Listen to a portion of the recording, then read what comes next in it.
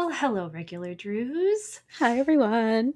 Quick cold open just to let you guys know that our 2026 census is live. That time Uh, of year again. yes, it is March. If you guys have never completed one of our censuses before, this is just an opportunity for us to learn a little bit more about you, our listeners, and hear from you about your experience with our podcast and what it is that you might want from us in the coming year. So yeah, if you get a chance, if you're interested in filling that out, please head over to our website, regularnancydrew.com. There is a link to complete that right on the homepage. And we look forward to hearing from you. Yeah, that'll be open until the end of March, so let us know what you think. Well, aren't you a regular Nancy Drew? I learned that from the Nancy Drew Detective. Okay, go. You think you can follow the clues and solve the case of the missing condiment, Nancy Drew? Because I've read every Nancy Drew mystery ever written. Nancy, please tell me you're joking. Wow, you suck at this Nancy Drew stuff. You should get a new hobby. My name is Carson Drew, and this is my assistant, Nancy. Nancy Drew. It's curtains for you, Miss Drew. Nancy Drew strikes again. A regular Nancy Drew.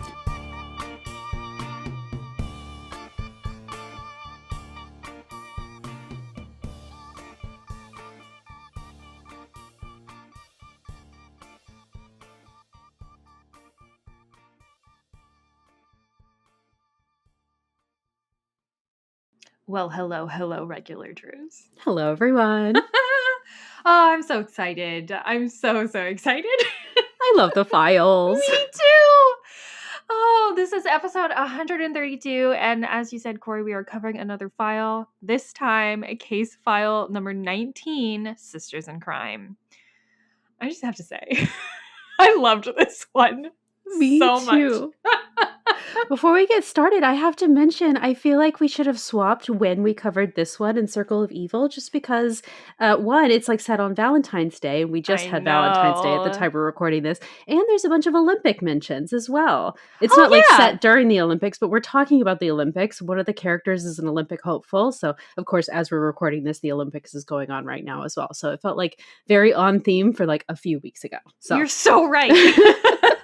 But the thing is, though, is this is also number 19, and the one we covered right before this was directly before this. It's number 18. So we are in chronological order here, which is actually a little bit, off-brand for us. Yeah. We tend to go in backwards order or just any order, random. Random order.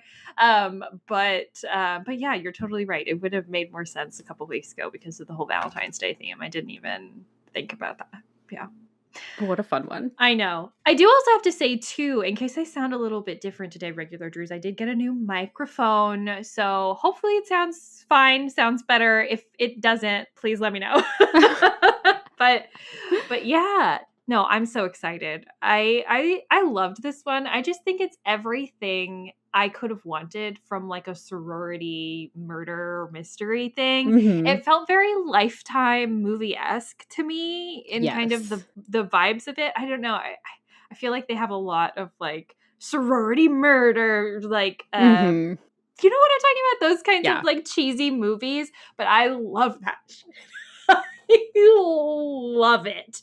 So I felt the exact same about this. Just like gossipy parties, like kind of the whole like sorority sister just drama of it all. It was top tier. And now personally, was not in a sorority. I have never been to a sorority like event. I've been to lots of frat parties, but no like true sorority stuff. But Kori, obviously that's different for you. Yes, I was in a sorority in college. Yeah. So tell us, give us the insider perspective. Do you think that this book is accurate? In some ways, yeah. Definitely. Obviously, hopefully nobody got murdered. Nobody got murdered. Definitely. Yes. No, while I was reading this, I was actually curious to know if the ghostwriter themselves was in a sorority, because there's a lot of things that it's like, wow, that is so spot on. Like I actually forgot that was a thing that we did. And it's not like something that would come to mind. It's just like a stereotypical sorority girl thing to do. But it's like, oh, that's very accurate. Like the study guides and stuff. Not that we were like cheating or anything, but that there was like definitely helping. like... Yeah. that kind of stuff, and like the requirement to be in study hall and that kind of stuff. And then there were other things that were just like so wrong, like that would never happen. And it was clearly only made that way for the convenience of the story. Like, I don't know any sorority where a freshman that hasn't been initiated would be living in the house. Right. Yeah. Yeah. So Yeah. We can get to the specifics when we get there. But yeah, I mean, I do know just from life that Greek life varies greatly depending upon the campus you're on and like the particular even like, house that you're in or like, letters that you're a part of, whatever. So like it, this particular experience may be very different than other people's particular experience. Your experience in real life is probably different from others' experiences in real life. And it kind of all varies, but it's interesting to think about how much maybe this does match reality or maybe doesn't. But regardless, I thought it was great. Yes. No, this was written in the 87, 88. And so when I rushed my sorority, it was 2011. Right. So way later, even if you were, at my same school, just in a different sorority, you could have a different experience than I did. And so the fact that it's a different school, different time period, of course things can change. Right. So not super surprised. Oh my God, though, if you were in a sorority in the 80s, I need you to read this book, write in and tell us if it's accurate or not. The only thing that I was surprised about that wasn't included in this book was that there's no mention of hazing. This book did not really talk about outside of kind of like the cliquishness and just the general kind of you're in or you're out kind of vibe, there was no actual like hazing that occurred, which I feel like when we're talking about mysteries and Greek life kind of come hand in hand, but not so in this. And maybe that's more because it's more fraternity than sorority, but I feel like there's still some amount of hazing that happens in sororities, There definitely is. And I think that it might just be the time of year that it's set in, because I feel like, right. Or if you're not familiar with the process already of how sorority rushing goes, it's usually like the week before school starts, you rush. So meaning that you go around to each sorority, you meet them, they decide whether they like you or not and whether or not they want to extend you a bid. And so if you get bidded on by a sorority, that means you've joined, or means you're a pledge of the sorority. And then usually I don't know, maybe around spring break time. So at the end of your freshman year, or toward the end of your freshman year, you'll actually have the initiation. And so then you become like an actual sister. And then it's like your second year in the sorority that you'd be invited to live in the house. Yeah. And this one, it makes it seem like they rush, they get in, and then like immediately they just move into the house, which like logistically, you probably already have a lease on your dorm room. Why would you, how would you break that and move out like in the middle of a semester? It doesn't really make sense. So just because we're closer to like the end of the year, that rush is already over kind of a thing, that we skip over the hazing. But Interesting. I do feel like this mystery is like the older, more mature cousin of Waverly Academy. But just with like a way sadder vibe. Yeah, because someone's dead. Yeah. Yeah, it's really sad, you guys. It's very tragic. Yeah. You feel bad for this murder victim. You really do. And kind of like horrific in like thinking about like how it actually happens and everything. But yeah, no, definitely. It's not an upper of a story. No. Even though, I don't know, I don't think they really go there. Like they don't really talk about how sad it is. And we don't really see, I think, the effects in the way that we could have. Right, definitely. Particularly because this victim's parent actually comes to campus to like collect her things and like take them home. And I think that like that's probably the closest that we got to the sadness, but like even that wasn't super, we weren't really hitting us in the emotions about the murder itself, So but if you think about it, Waverly. yeah, no, definitely. Oh, definitely major Waverly vibes. Also happens in February. Yeah, that's true. So yeah, I did love just like that, the technical writing of this as well, and just like the structure of the story. I love it when a mystery gives us not only multiple suspects, but also multiple motives. Yes. And like, but also lays it out in a way that you could figure it out yourself from the beginning. So I just love that. I thought it was really well done. I did really appreciate. I think Nancy did a fair amount of investigating in this, and it was somewhat realistic in that, like, she goes to one place, it's kind of a dead end. She tries something else, like, oh, maybe it leads somewhere, but the clue it doesn't pay off until later, you know? Like, there was all this kind of stuff. Like, Nancy was actually doing the work of solving the mystery, which is kind of sometimes rare. Yeah. You know, she sometimes just kind of happens into clues, which still does happen in the book, of course. But overall, I was really satisfied with how Nancy kind of worked the case. It felt, it felt great to read. Oh yeah. So a lot of times it's like, oh, here's this, or like Nancy will just decide that this is the motive, and then just doesn't really explore outside of that. We do have a lot of like, okay, maybe it's this. Oh, well, maybe it's this person trying to do this, or oh, this person's was being weird, but they have this other thing going on. So. Yeah, and like, well, I thought it was this, but maybe I was wrong because now I have this information. You know, yeah, I love it. I love it. So good. I will say the one thing that I was slightly disappointed about is that we don't really get any of our Drew crew in this one. I mean, I get it because Nancy is traveling, and so I think to a certain extent it makes some sense. And I really did like Susan as kind of Nancy's tag along in this. Which I thought she was really smart, actually. Really great, and like absolutely saved the day at different points in the story. So she was great, but I really wish it had been Bess, or I don't know, just someone else. Even George, I think George would have made a good companion in this, just with like the subject matter, the athletics of it all, you know. But yeah, I mean, we get some Ned in there. She calls him a couple times, and there's maybe some like light relationship kind of talk in there between him, but not enough, in my opinion, to make it satisfying. Yeah. And we can talk about that when we get into the story, because there are a couple moments where I'm like, I really wish there was some more drama about this. But yeah, overall, I love it. I love it. That's a good one. Yeah. Oh, and this cover. I know. Nancy is giving super sassy side eye on this cover. It's so great. And with like her little hand around her knee like that, it's very sassy. I do think the cover is really cool looking.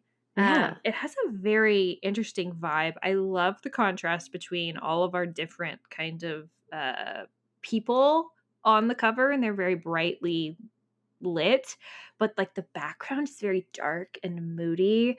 We see the college, presumably the college campus in the background, and the trees, and we're kind of like on this field, and Nancy is in the foreground. She's wearing this pink, very bright pink, maybe reddish top with a denim skirt. She's sitting on a stool. I don't really know what that is supposed to be a scene or like what exactly, whatever. But she's kind of side-eye looking to the side, and then kind of a little bit in the background, there's a guy wearing a kind of Letterman's jacket. It's very 1980s. It's pink. It says 86 on it.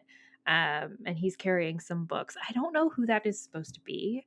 I mean, my only guess is Peter, but they say that Peter has dark hair. So I don't think it's supposed to be Peter, because this guy's blonde. So is it Ira? I think it may be Ira, but that's a weird choice to put on the cover. And he's also not supposed to be a student, I didn't think. Right. Yeah. Or wait, is he a part-time student? Maybe. They don't really talk about it, but they only talk about him as working at the diving center. So we don't really know. He could be a student, but I don't think he's, like, they don't talk about that. So I don't think. Yeah. Yeah. It's kind of random. And his friend is older too. So I think they are kind of giving the vibe that he's supposed to be a couple years out of school or something. So I don't know. I don't know who he is, but oh well.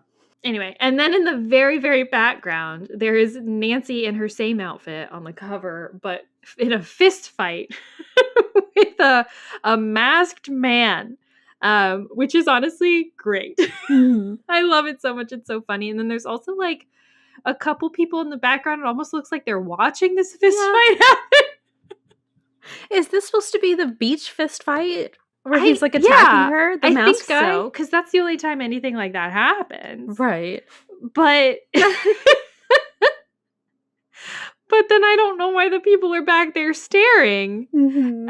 It's really funny. The whole thing, I think the cover itself looks really cool, but the more you look at it, kind of the funnier it gets, you know? Mm-hmm. It's beautiful, but funny. Yes. But I really like it. Yeah. I think it's probably one of my favorite Files covers, actually. Oh, yeah. Because we get so many different. There's just a lot going on in it, but I think it's also very beautiful. Yeah. So it's really fun to look at. Really interesting to look at. Yeah.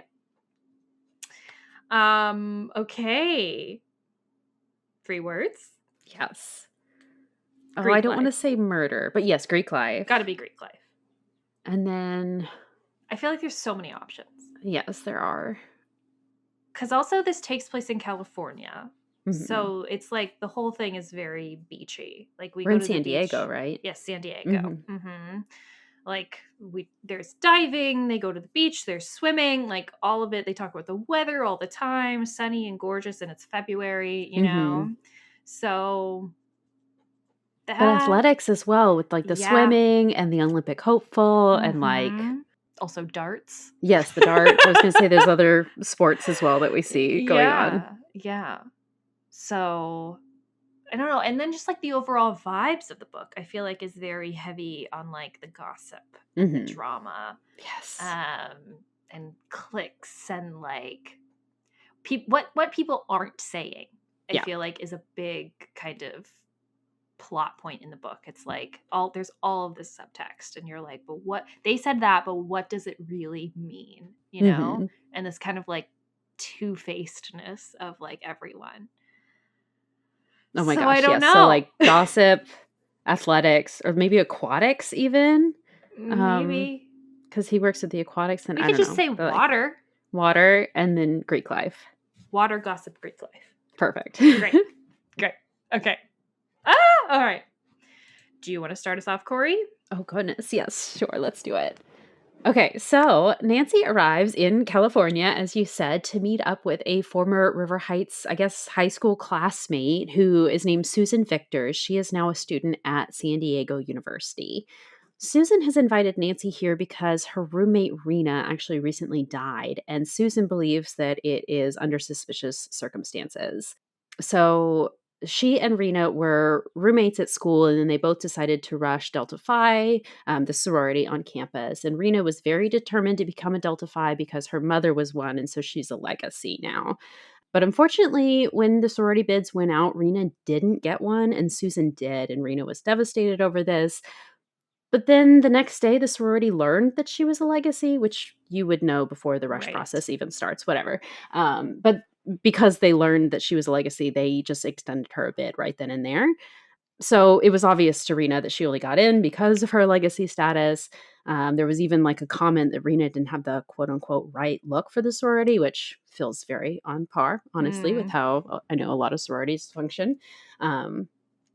But Susan was like, you know what, you're in, just forget about why. Let's just like, she even suggested that they just like, let's forget about the whole thing. Like, clearly they're not particularly nice. I don't care that much. Like, let's just hang out on our own kind of a thing. We don't need to even join. But yes. But Rena still ultimately wanted to join. So Susan was like, whatever.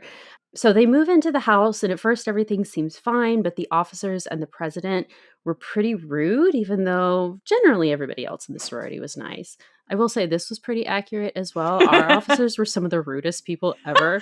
And it was like, it was, that scene in Scooby-Doo where like somebody will, or not one scene in Scooby-Doo, there's multiple scenes in the Scooby-Doo live action movie where they'll be talking to someone and their eyes like flash and then you see that they're like actually the monster or whatever has already gotten to them. That's what it felt like. The nicest girl in the world be like, oh, you're so sweet, let's elect you officer, and then like immediately a switch would flip and they're like screaming at you for no reason. Oh my God. There was a lot of that. I quit after my junior year. I didn't make it the whole time because I was just so fed up with the drama politics and yes. Ugh. So much control. We were not allowed to wear khaki. That was another thing reading this book. Every time Nancy's like, let me throw on my khakis. I'm like, you guys got to wear khakis? Oh Goodness. my God. And like I understand like a dress code for like formal events. Like, hey guys, we want to dress up, keep your khakis, your jeans at home. No. Or even just any sorority event where you want to look uniform, you want to look like you're all from the same organization. Sure. Not even a sorority event. If you were just out and about going to class wearing khaki, it was a $50 fine. They would fine you $50 if you were caught in khaki at any point during your membership in the sorority. Why? That's how much of a control freak they were, because it was like they just didn't like khaki. Yeah, they just didn't like it. Call the fashion police. Literally, they had the officers, they had this, what they called their standards board. And if you were caught in khaki, you were called to the standards board and forced to explain why you had the audacity to wear khaki. That's like some Hollywood movie, like level bull crap. Yeah. That's wild, Kori. But yeah, so unfortunately, Rena and Susan had this experience where the officers and the president have this little clique where they are mean to everyone, but generally everybody else in the sorority seems nice. Gosh, now I feel like I'm just ranting about my own things that I feel like you're having flashbacks. You're like, oh God. Guys, I'm clearly still bitter about the khaki thing, okay? I would be too. That's crazy. It's the control period. It's not that I have like a problem with authority, because I don't. It's that I have a problem with being controlled to that extent. Yes. I mean, I think we can maybe talk about this at the end or whatever. And I don't want to get on like a soapbox about it. Oh, no, I don't either. The general concept of what a sorority is supposed to be sounds great. You know what I mean? Sure. Like, basically like sisterhood and, you know, community service and holding yourself maybe to a higher standard and maybe academic excellence and all of this stuff I think is great. And it's great to try to join a group to kind of reach those goals or aspire to reach those goals. Fantastic. It's always community can be very powerful and great. Yeah. But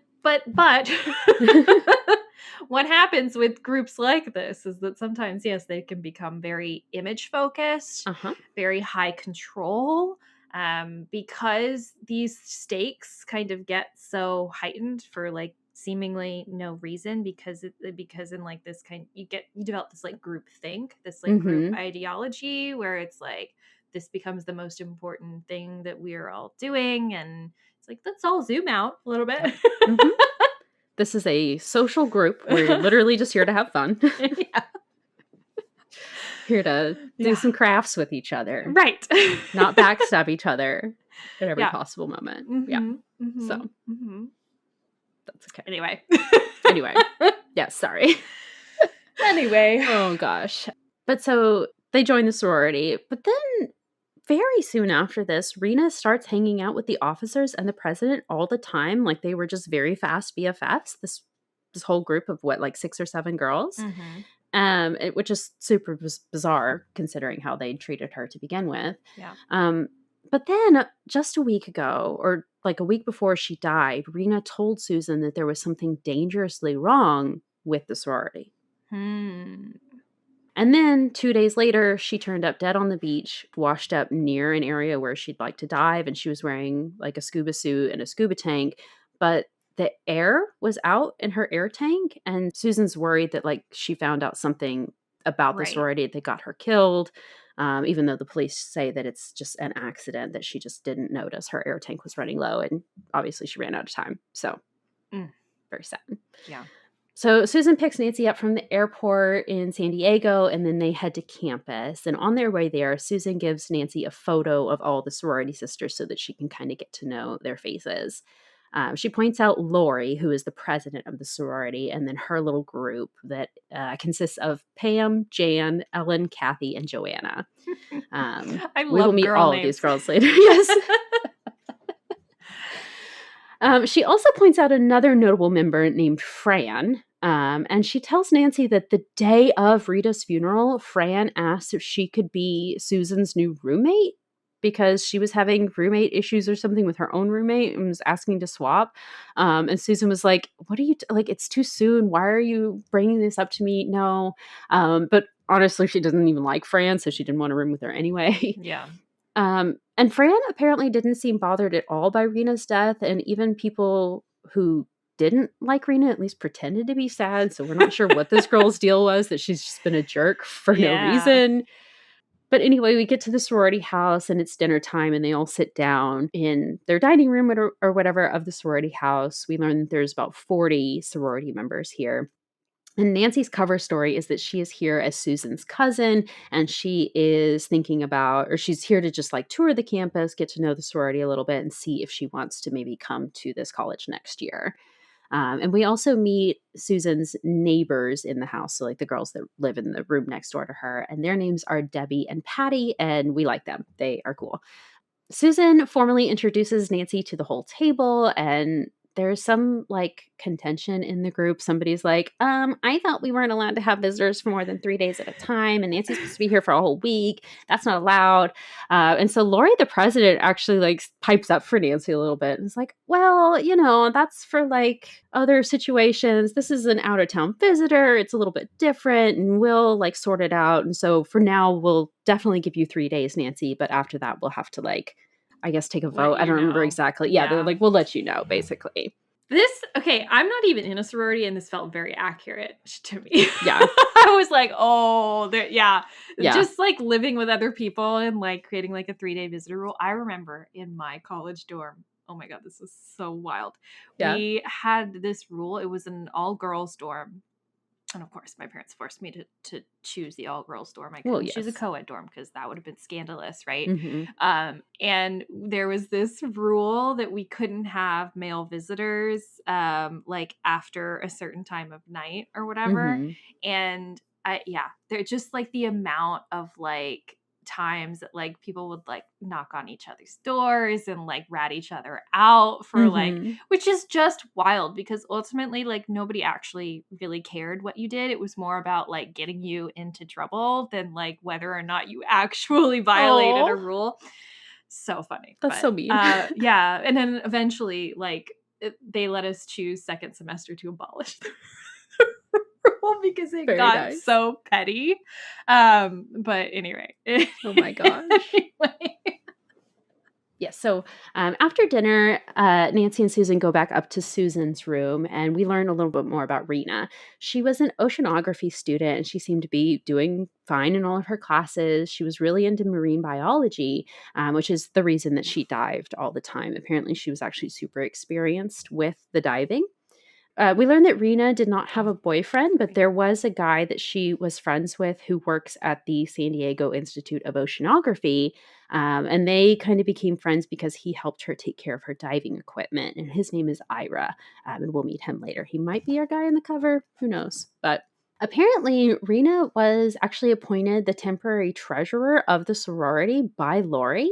The previous treasurer like got mono and had to drop out or something. I'm not really clear on this, but they like last minute. It wasn't like she was elected or anything. Last minute, she had to drop out, and so she was an interim replacement, I guess. But this meant, of course, that Rena had access to all the financial records for the sorority. And Susan mentions that she actually used to keep the records in like a file box in their room in the house. But then right after Rena went missing, I don't even think they'd found her body yet, right? Like Lori came, got the box and like took it away. Mm-hmm. So apparently it was very important to have these financial records sorted out before they even sorted out Rena's disappearance. But anyway, the next morning, Susan and Nancy go to track down this Ira guy. He gives his condolences to Susan. He's also very sad to hear about Rena's death. And he says that she was a really great diver and also a very careful diver. She was even more thorough than he was with like checking equipment and like double checking that everything was safe and ready to go. So he thinks that it's not possible that there was an equipment failure. He thinks that this was more than just her not noticing that she was out of air or something like that.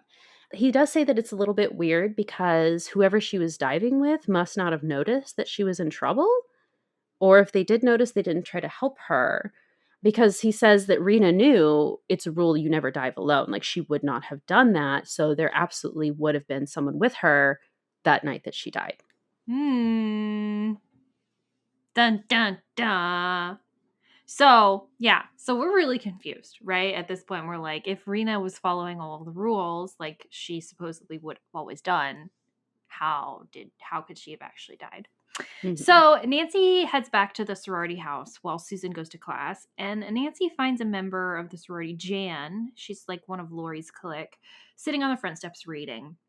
They strike up a conversation, and Nancy brings up scuba diving, which Jan apparently doesn't do. And the conversation kind of naturally circles around to Rena, right? Because Rena did dive. Jan says that she wasn't close to Rena. She knew her, but mostly because she quote unquote followed Lori around.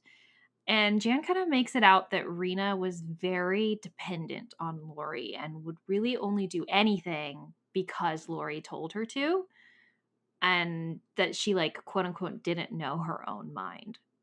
So, Meanie.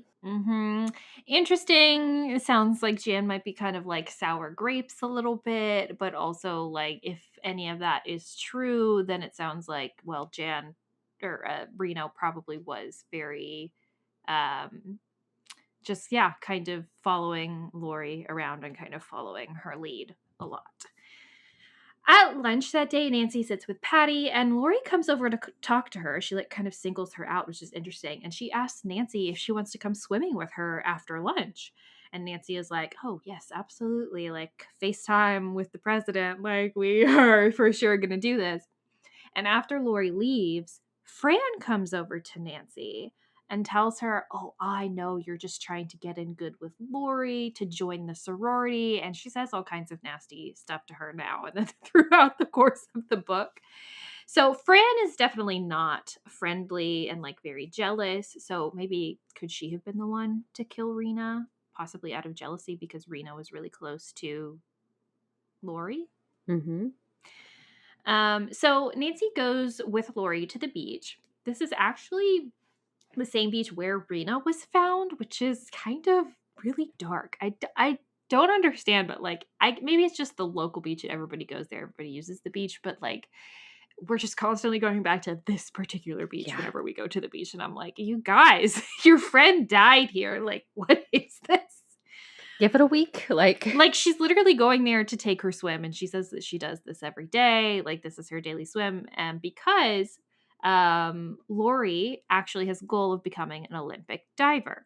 And she says Rena was actually the only one who really supported her goal of becoming a diver. And so that's why they were so close, right? Is that she understood this goal of Lori's. And she's apparently really good, and she, like, has a genuine chance at this happening, and she's trying to secure this, like, elite coach to train with so that she can hopefully qualify. So just as they have sat their stuff down and they're about to go swim, two men come up out of nowhere and just, like, attack them on the beach. Broad daylight. They're wearing masks, so Nancy can't identify who they are, but one guy grabs Nancy, and when he does, she can see his hand. There's this, like, fraternity ring on it, so she makes a note of that. And she kicks at him, but he doesn't let go. Lori has more luck with her attacker and is actually able to, like, break away and run down the beach, which makes her attacker shift his focus back to Nancy, and he punches her in the head, causing her to black out. What is this? They're just on the beach. This is wild. It's out of nowhere. This isn't even like a mugging. They don't go to try to, like, take their purses or anything like that, or take their stuff. They just randomly attack them. It's not a hate crime because they're two white women. You know what I mean? It's like, what is this? I mean, frat boys do generally hate women. That's true. So. That's true. Sorry. Anyway, the weird thing is that everyone acts like this is normal. Yes! Later, everyone's like, the attacks always happen on that part of the beach. The beach is just kind of a dangerous place to go. It's just the attack zone. Of course you got hit in the head. What? Anyway, so Nancy wakes up after being punched out, and she's still on the beach. So they just, like, attacked them and then left? Par for the course, just all in a day's work, right? I don't get it. Like, what's the goal? Why the violence? What is this? Anyway, so, but now Ira is here. he's randomly shown up. Apparently he has a diving shack nearby. And so he was there and he saw this happen and he came running over. He wants to help Nancy to get her back to the shack to like get her some ice or whatever for her head. Lori also runs back over. She says she was gonna run to go get help, but then she saw the men leaving, so she just ran straight back to Nancy. And Nancy in her usual stoic self is like, I'm fine, it's fine, I'm okay. Like, Nancy, you just got punched in the head and you blacked out. Like, things are not okay. You just got attacked. Like, I don't... But this is so crazy. Oh my God, this is so wild. So Nancy, I guess, manages to assure Lori that she's fine. And Lori's like, okay, well, since you're fine, I'm going to go ahead and go for my swim, if that's cool. Lori, did you not get punched as well? First of all. I don't think so. I think she just kind of got, like, they grabbed her arm or something, but she managed to break away and run. Oh, okay. Well, still, though. But, like, also... Second of all, jerk move. Well, and also, just leave her. Aren't you shaken up? Like, aren't you? Well, exactly. Like, it's not like you're going to get a good swim now after you were just attacked as well. Even if you weren't injured as much as Nancy was. Like, someone still grabbed. It was still scary, right? Yeah. Even if you're not actually hurt, it's not going to be a good swim session. And also, like, shouldn't we call the police? Like, there are just two masked men running around attacking women on the beach for no reason. Someone needs to know about this. There needs to be an APB out for these guys. And you're Nancy's ride. Yes. Offer to take her back. Or to the hospital. To go rest or to the hospital and then worry about yourself. What are you doing? It's crazy. But anyway, so Nancy is like, yes, it's fine. Go swim, go train. And she goes with Ira to like the diving shack and he gets her some ice, whatever. And they're kind of talking about this. And yeah, Ira brings up this fact that like, oh yeah, maybe there was just random violence on the beach that happens sometimes. Okay. But they do talk about it though. And you know, when she brings up Rena and everything, and that this is the beach where it happened, and that maybe those guys were somehow involved in her death, he starts thinking like, oh shoot, maybe we should call the police about this. But Nancy absolutely doesn't want to do that. For some reason, because she of course wants to be the one to solve Rena's murder. And so she just also kind of goes along with this idea that, oh no, it must have just been random violence kind of a thing, and gets him to not call the police. It's crazy. This is not normal. But she does remember distinctly, and she makes a mental note of this, that the fraternity ring that she saw in those moments, she realizes was a Kappa Sigma ring. And so she files that away to think, maybe I should look into Kappa Sigma. It's a real fraternity, by the way. Yeah. Wow. Yeah, I know that we had a Kappa Sig frat on our campus. I don't think Delta Phi is real, is it? Oh, no, it is. Delta Phi is real. Oh, yeah, there's a ton of different sororities, but I just know usually for books they'll like make up a name. Yeah. Like, I don't think Ned's fraternity is a real fraternity. Omega Chi Epsilon. Yeah, I don't. Not that I know of, but I'm not an expert, so. Yeah, I don't know. Yeah. A lot of movies and stuff, they'll make up a fake sorority so that they're not like, you know, making fun of any specific group. But right. But I'm surprised they used real ones for this. So yeah. So anyway, after Lori's swim, they go home, and Nancy wonders too if the reason why she and Lori were targeted on the beach is maybe because Lori knew something that Rena also knew. And so they're targeting Lori now because she's kind of next on the list, right?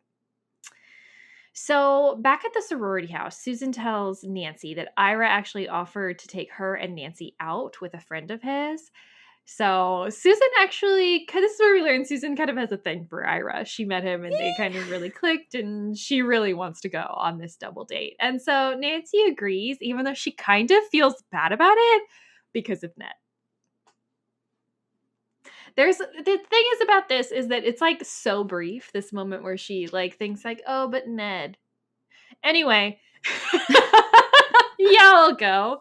It's fine, you know, because I guess she just really wants to support Susan, but she even like goes through it in her head and she's like, I think Ned would be fine with it because he knows that like, because he would want me to help Susan in this instance too or whatever, but it's like so funny. I want her to be a little bit more cut up about it.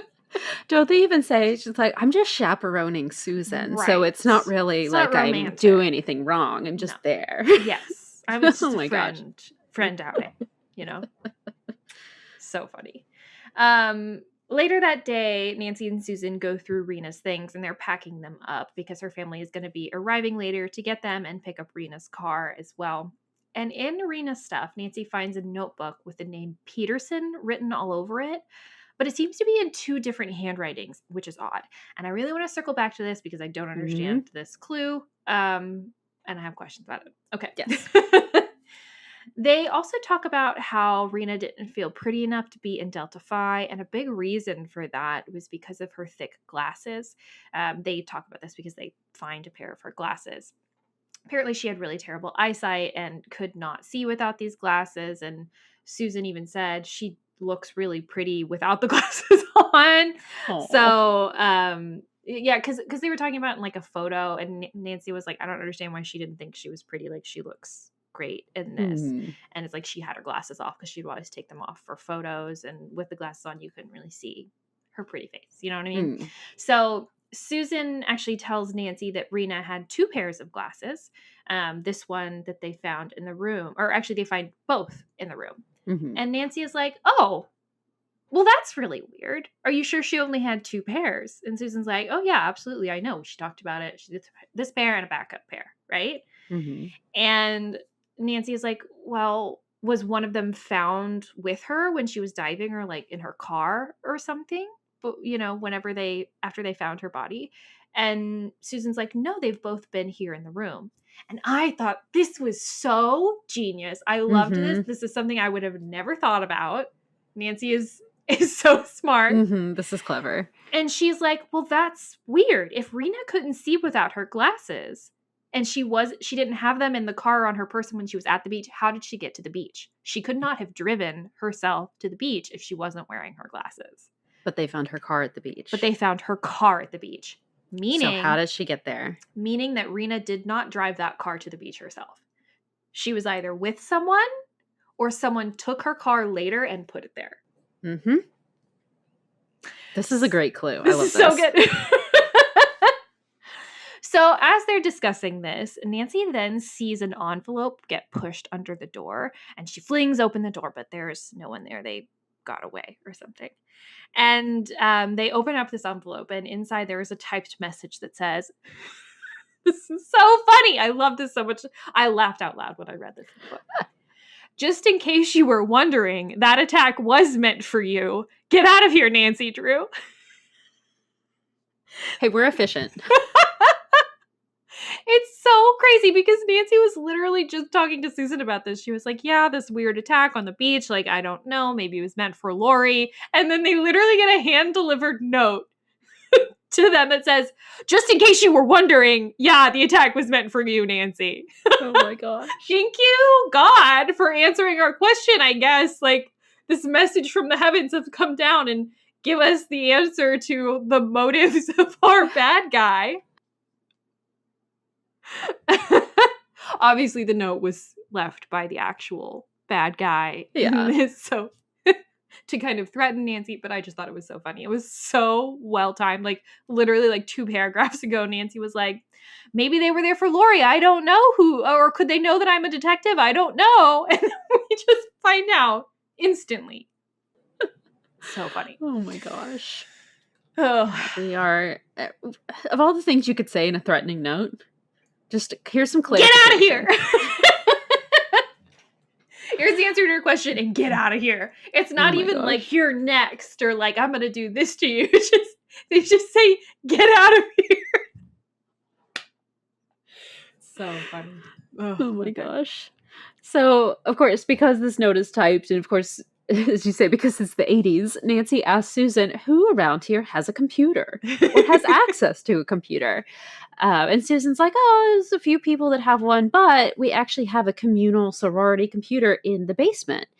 And so Nancy goes to this computer. Apparently, because it's so old, there is only one word processor on here, and it only has one font face available, and that is the font that is on this letter. And so it seems like this letter was probably written on this communal computer that anyone in the sorority would have access to use. So, of course, this doesn't narrow anything down for us.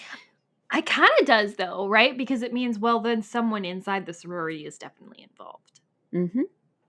So later the next day, Nancy goes to visit the Sigma Kappa fraternity house to see if she can find anything out about this ring. The frat boys are all over her. It's super weird. They try to force her to have lunch with them and then try to force her to agree to go on dates with them. It's very bizarre. They're all super interested in her.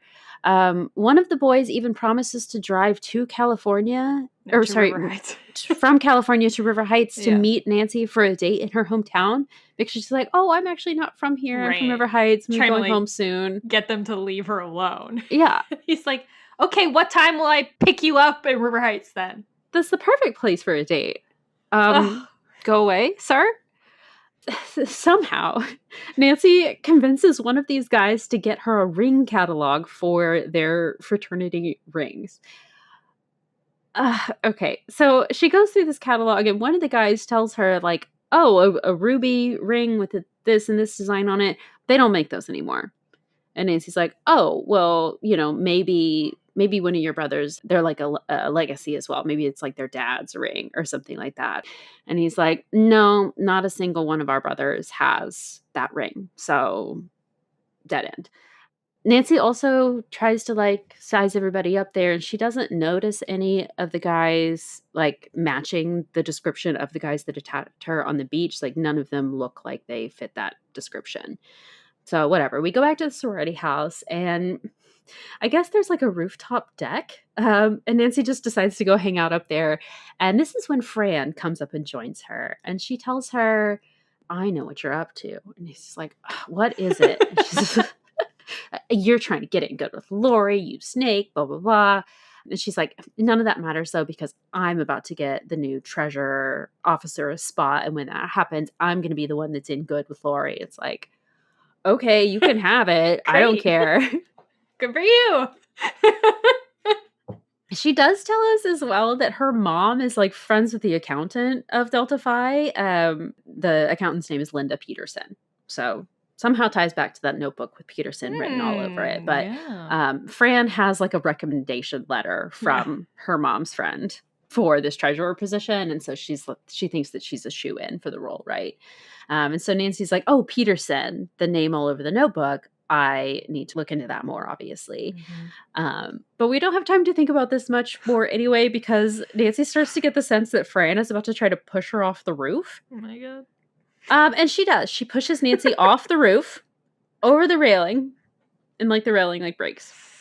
I just think it's so funny that Nancy is oh, she's looking pretty crazy. She looks like she's about to attack me. Mm-hmm. And then she does attack her. And I just think the thing that I love about this file truly is that Nancy, we see, yes, Nancy doing all of these investigation things or whatever, but we also see Nancy's true character traits here. We see her intelligence thing with the glasses, she's picking up on the small details or whatever. We see her intuition with this. Mm-hmm. We see her ability to read people. She can tell Fran's about to attack her and then Fran attacks her. But we don't lose any of the craziness of these situations. We're still able to get a really good solid mystery with a really true to herself Nancy Drew, and have all of these wild things going on, which are typical to the files, Yeah. We don't have to sacrifice one for the other in this book, and I really, really appreciate it. So oh yeah, this book covers everything. Yes. Truly. So Nancy takes her little tumble, but she is actually able to pull herself back up onto the roof. I don't think Fran actually meant to harm Nancy. She pushed Nancy, and Nancy fell back against the railing, and the railing broke. So it was rusted. So I don't think Fran meant to kill Nancy, push her off the roof. She just pushed her, and the railing broke. So maybe it was she was kind of startled, oh, I didn't mean to do that. Bye, kind of a thing. I'm going to run just in case she does fall and die. No one will see me up here. I mean, she's horrible, but I don't know if she meant to kill Nancy in that moment. Yeah. So yeah, that's fair. Oh gosh. So Nancy goes back inside. She decides she's going to call Ned for a pep talk. And she realizes that she really needs to figure out what it was in that file box that Lori came and got from Rena's room right after she disappeared. Um, so she heads to the basement study hall in the sorority house and she writes a letter to Hannah. And while she's in the study hall, we notice Alice, who's another sorority sister, who is kind of a quiet person. She's always studying, always by herself.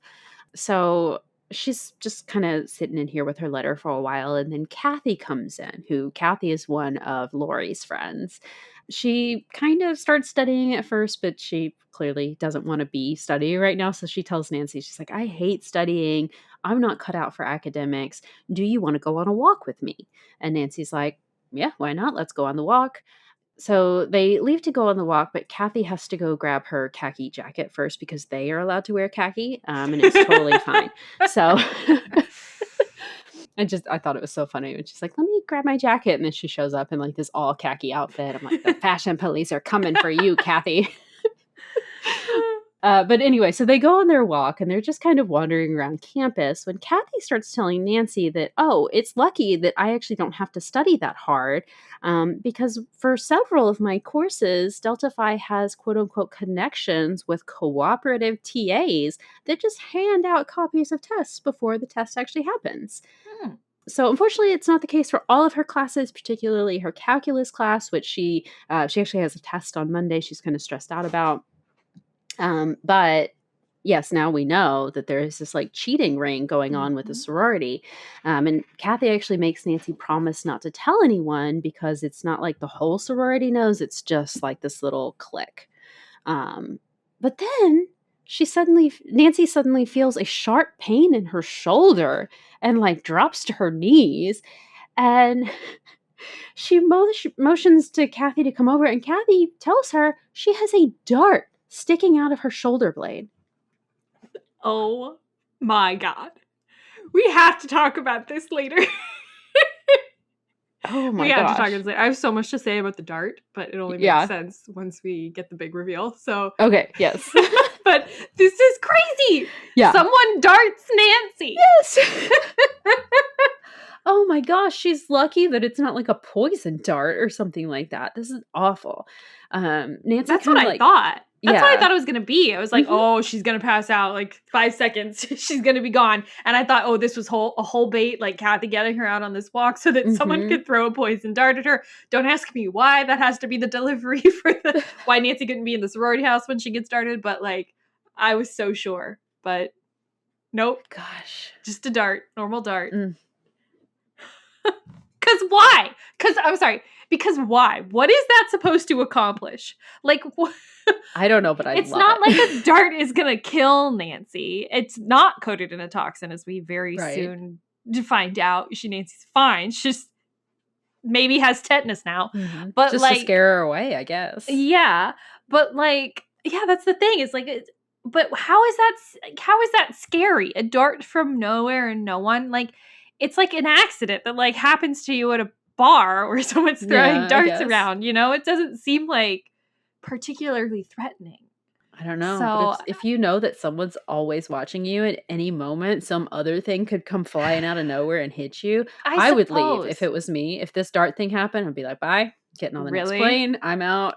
This is horrible. I mean, it is really bad. I mean, like, it's really scary. I agree that considering the circumstances, but when you think about it, like, out of context, it's hilarious. It is a little ridiculous. Yeah. Just like random darting on the quad. Like, I can't. I mean, yes, okay, I accept your premise that Nancy has received these like threatening notes up to this point, so it's pretty clear that like someone is particularly targeting Nancy, which is what's actually scary. And the fact that like, yes, she's actually, I guess, accessible at any time to them to be targeted is what's scary. But I just don't know. Like, the darting definitely doesn't seem as scary as like the attack on the beach to me. Yeah. So it's like, it seems like we should be trying to escalate the threat to self to person, but we're not. It just doesn't. It seemed like, why a dart? It's not scary. Why a dart?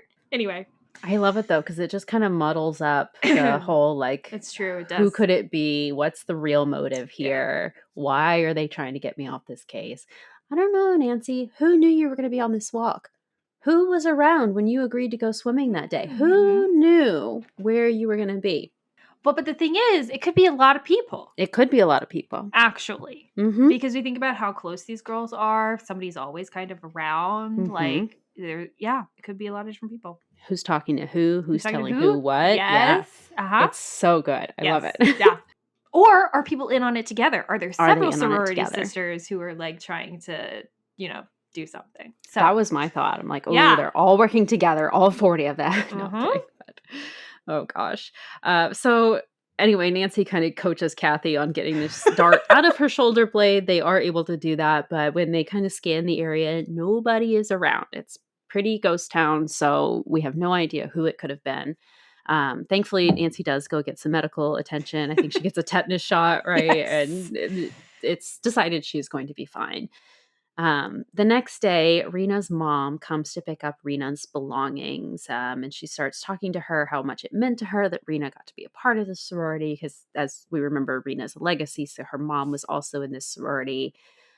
She even says that it was really special to her because every year she makes like an alumni donation to the sorority, and this year, actually, when she got her I guess receipt or whatever back, it was actually signed by Rena.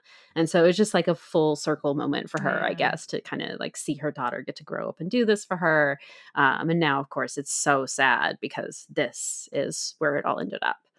So we have a really sad moment while the mom and I think her brother is there as well, helping her get all of the boxes out of the room.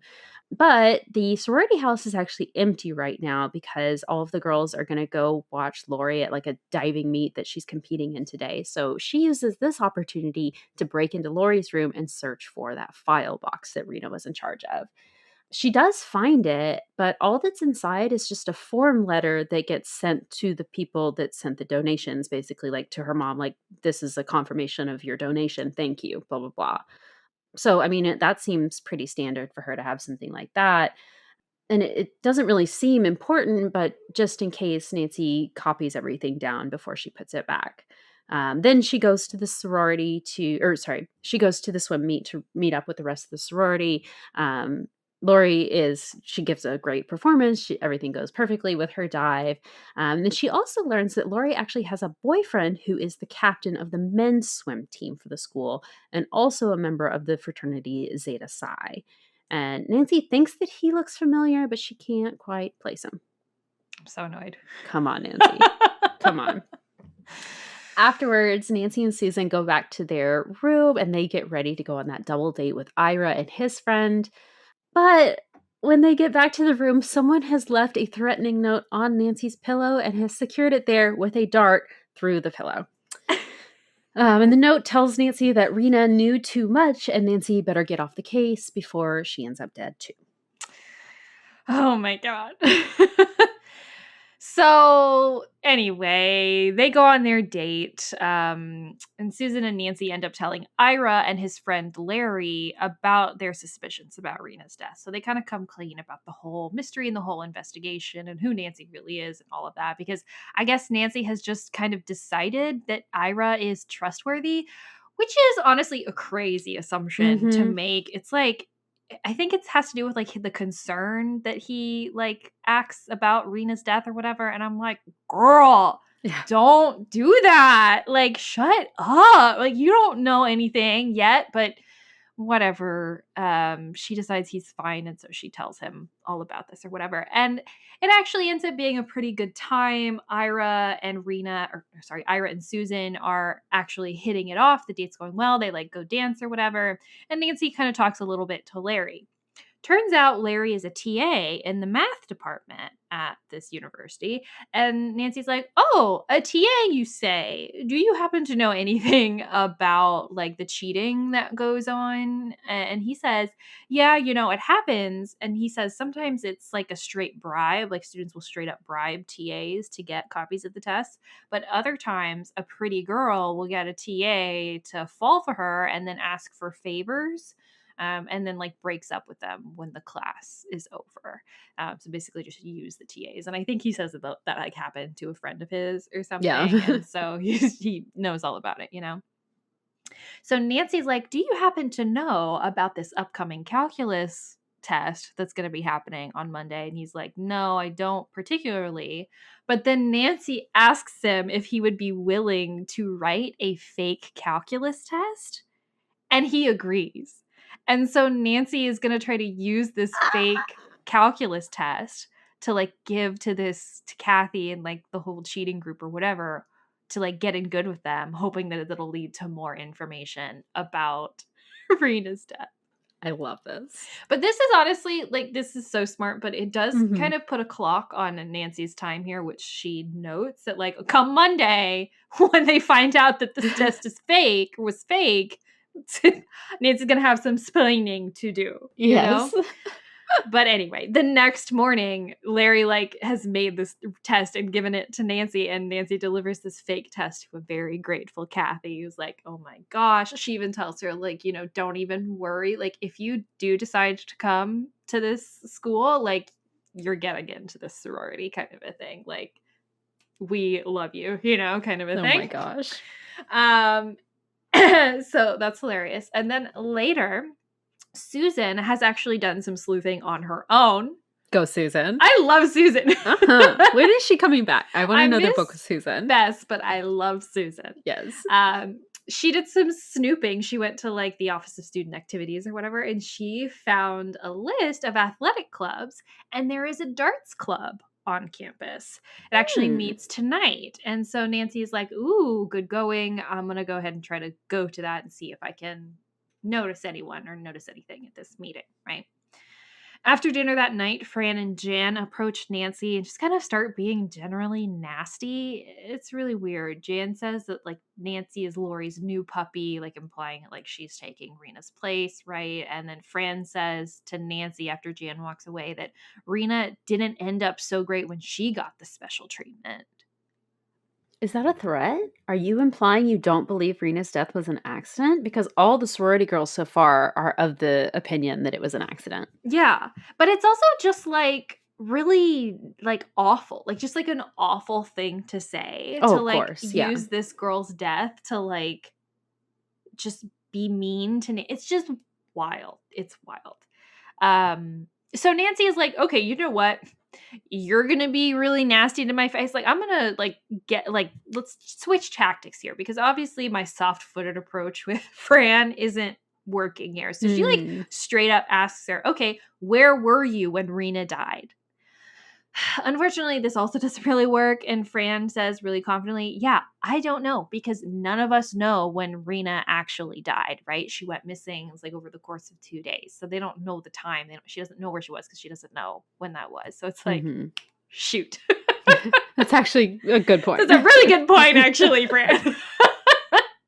But it's like the way that she delivers it, which makes Nancy decide that like, she is being honest and she doesn't know when Rena died, at least. So she's either a really good liar or she didn't have anything to do with Rena's death. Okay, Nancy. So upstairs, Nancy stops by Kathy's room, and Kathy again thanks Nancy for getting the test and tells her that she's going to pass it along to everyone in their circle and make sure that they know that Nancy's the one who got the test for them. And Nancy manages to ask Kathy if everyone in the sorority is in on this cheating scandal. Like you said before, Kathy's like, no, it's just this like select group of people, the special sisters, quote unquote. And Nancy asks Kathy if Rena was one of these special sisters. And Kathy says, oh, no, absolutely not. Rena didn't know about this cheating ring. And she never understood why Lori hung out with Rena so much. But then like, if Rena didn't know about the cheating ring, then maybe that's not why she died, right? So that can't have been what she was talking about when she told Susan something is dangerously wrong with the sorority. It can't have been this, because she didn't know about it, purportedly. So that evening, while the sorority is electing a new treasurer, Nancy decides to go to the Start Club meeting. Unfortunately, she kind of strikes out. There's like no women in attendance. It's just guys at this Start Club. And they tell her, like, yeah, sorry, we don't keep like a list of people who show up. It's really casual, and yeah, maybe there was like a girl who attended in the last couple of weeks, but we don't know her name. And like, sorry, so. Oh, well. Mm-hmm. So Nancy goes back to the house and she learns that Alice Clark actually ended up being elected as the new treasurer, much to everyone's surprise. I guess Fran's letter of recommendation didn't really mean anything. But this is, a surprise to everyone. But apparently Lori wanted Alice to be the treasurer. And so that's kind of that. Like once Lori has an idea of who she wants in the officer position, that's what ends up happening. Interesting. So Nancy wonders, maybe I've been looking at the wrong people this whole time. And she goes to talk to Alice because Alice is seeming pretty suspicious now. She's kind of Lori's new favorite, right? Mm-hmm. So again, Alice is studying in the basement like she usually is. And Nancy kind of, strikes up a conversation. Alice shows Nancy that she's actually currently studying physiology. That's the book she has open. And Alice tells Nancy that there are 3 pressure points on the neck that can make someone unconscious. And Nancy is like, oh, did you learn that in class? And Alice is like, no, I learned it in judo. And Nancy is like, interesting. I practice karate. And Alice says, oh, I wondered. And then some other girls show up to the study room. And so Nancy has to just leave. What? Sorry, what kind of conversation was this? I mean, clearly Alice is saying something about pressure. Was this the threat? Is she threatening Nancy? Saying that I know these pressure points on the neck and also I take judo. And Nancy the subtext of Nancy being like, well, I take karate. And Alice being assuming that Nancy has some kind of martial arts background, meaning that she knows that Nancy had to defend herself recently. Mm-hmm. So maybe she knows about the attack. There's just so much subtext in this conversation. Yeah. It could mean 12 different things at this point. Well, maybe just 2. Is that either Alice is definitely the one who murdered murdered Rena or is in on it, or is it some kind of warning? Mm-hmm. Possibly.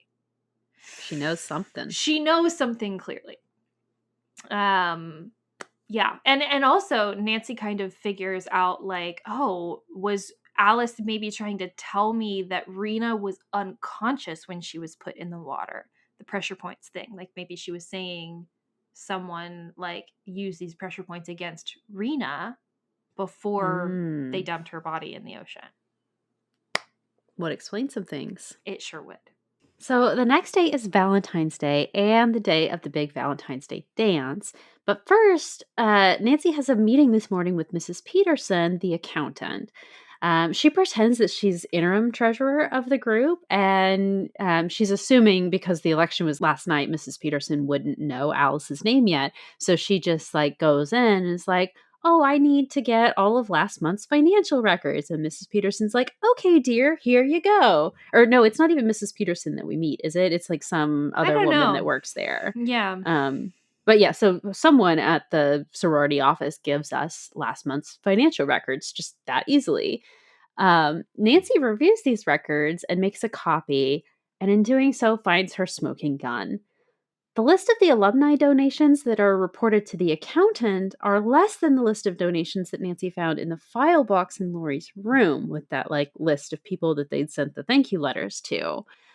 Nancy does some math and figures out that, of course, the sorority's been embezzling donations. They'll say that so-and-so only donated $30, but they really donated $300, and then they're keeping the difference.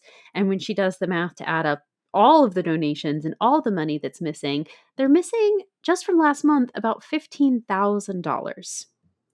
Oh, boy. Okay. I looked this up because obviously this came out in 1988.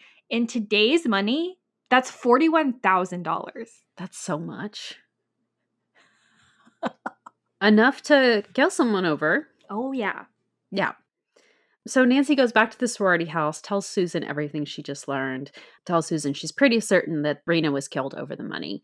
But of course, we still don't know who did it. Then Lori knocks on Susan's door and tells Nancy that a friend of her boyfriend is going to be at the dance that night. And she's like, oh, I think the two of you would hit it off great. I'm going to set you up. And Nancy's like, oh, well, I have my boyfriend and like, I don't want to date and blah, blah, blah. And ultimately, Lori still convinces her to see her at the dance later. But when she turns to Susan, she notes that Lori was wearing that khaki jacket that Kathy had been wearing the night that Nancy got hit by the dart. And so Nancy remembers, oh yeah, Kathy did go grab a jacket right before we left to go on the walk. Maybe when she went upstairs to grab the jacket, she ran into Lori and asked to borrow her jacket, and that's why Lori's wearing it now. And so this makes Nancy think that Kathy is innocent, but it would mean that Lori knew where Nancy was going to be that night, or knew that at least they'd be out on a walk around campus. So was Lori responsible for the dart incident? Anyway, it's that evening now, and they go downstairs for the dance, and Lori introduces Nancy to this guy named Peter, and Peter seems kind of nice, but he's quickly intercepted by Fran, and Nancy's like, oh, thank goodness. Okay, whatever. The two of them can just go off together. Fine. At this point, Nancy goes to find Alice, who, again, just like cryptically confirms that she was trying to send Nancy a message about Rena's death, but she won't say anymore, or she can't say anymore. It's so funny. It's like all caption hypotheticals because Nancy's like, if someone were trying to give me a message, something. And Alice is like, if someone were trying to do that, they might tell the intended message recipient that now is not a good time to ask questions. Yeah. Oh, Alice is so clever, actually. It's so funny. So now Nancy is pretty sure how and why Rena was killed, just not by who yet. Then this Peter guy catches back up to Nancy, and he invites her to go look at the stars with him on the roof. Anyway, Nancy accepts, and they go up to the rooftop deck, and she starts to think about how nice it would be to get a hug from him because he's kind of standing just like a little bit too close. And she's like, oh, but my boyfriend, but like, oh, it would just be a hug. That's all. And like, her hand is like resting on the railing, and he moves to like put his hand on hers. And when she looks down, she notices a Sigma Kappa ring on his hand. Oh, okay. So Nancy obviously like wakes up all of a sudden, and she's like, oh, I really want some punch. Do you want to like go get us punch? And then the two of us will just meet back in my room in like 5 minutes to have some alone time. Okay, Nancy. This is wild. It is wild, but it works. It works. It gets her off the roof away from this man. She goes and actually gets the punch for some reason, whatever. And then she flags down Ira and Susan, who Ira was Susan's date to this party. They're over there dancing or whatever. And she gets them to wait outside the bedroom door while she goes in. So once Peter and Nancy are inside the bedroom, she confronts him and says that she knows it was him who attacked her on the beach that day. He goes to grab her, so Nancy just yells, and Susan and Ira come running in, and everything's fine. And eventually, once they get him to talk a little bit, he cracks and says, yes, he was at the beach, but the attack wasn't his fault. Oh my God. I can't.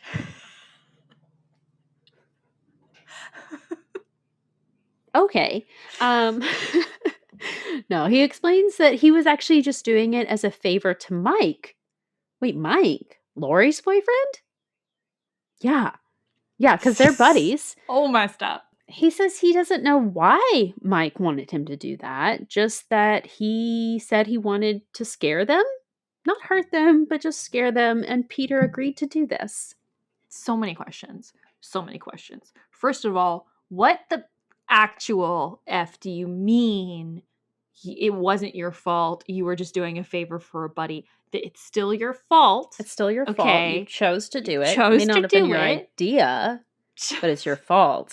Second of all, why does Mike just randomly want to attack Nancy and his girlfriend, even if he didn't actually want to hurt them, but just to scare them.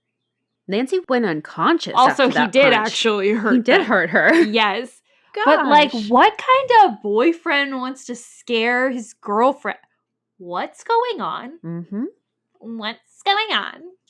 Sorry. I love that. So Nancy tells Peter that he better not, like, tell anyone that he's told Nancy this information, particularly not Mike. And she threatens to call the police if he does say anything, and even, like, picks up the phone and, like, makes like she's gonna call them. And he's like, okay, fine, whatever. So he leaves. But now Nancy thinks that maybe Mike and Lori are going to make some sort of move, that they're working together on this. And so they all go down to the party. Nancy, Susan, and Ira go downstairs to try to keep an eye on Lori and Mike and maybe Peter as well. But unfortunately, they are already gone. Nancy somebody spills punch on her, which didn't this happen in the last book as well? Yes. Somebody spilled something on her. Well, we're going to talk about this a little bit later because, yes, legitimately in the last book, the exact same thing happens. And then something else that happens to Nancy later had happened in just the previous book as well. So I'm like, oh my God. So someone spills punch on Nancy. So she goes to change and is like, she tells Susan and Ira, she's like, you know what, meet me on the front porch in like 2 minutes.